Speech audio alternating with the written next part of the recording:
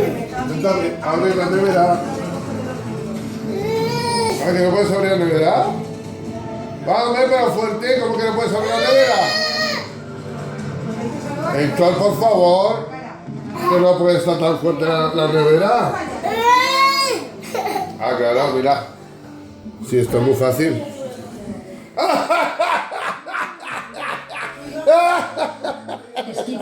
¿Qué ha pasado? ¿Qué ha pasado, Héctor? Héctor, ¿qué ha pasado? Chiquitín, que se abre la puerta al revés.